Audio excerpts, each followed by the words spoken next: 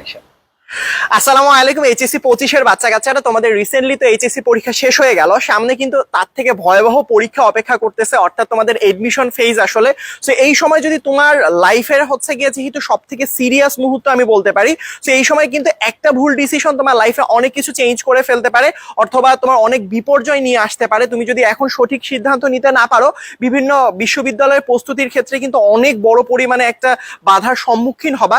সুতরাং তোমাদের এইসব প্যারা নেওয়ার কোনো দরকার নাই। আজকে ঠিক সন্ধ্যা 7টার সময় তোমাদের সাথে আমাদের একটা ওরিয়েন্টেশন ক্লাস রয়েছে তোমাদের এডমিশন ব্যাচকে নিয়ে।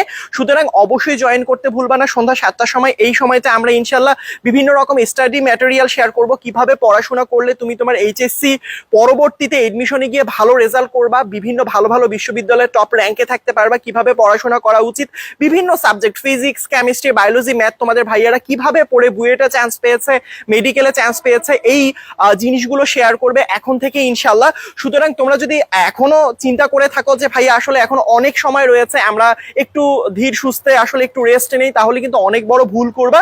সুতরাং তোমরা আজকে অবশ্যই সন্ধ্যা 7টার সময় আমাদের সাথে ওরিয়েন্টেশন ক্লাসে জয়েন করে ফেলবা। আমরা 10 মিনিট স্কুলের মেইন পেজে তো আসতেছি ইনশাল্লাহ।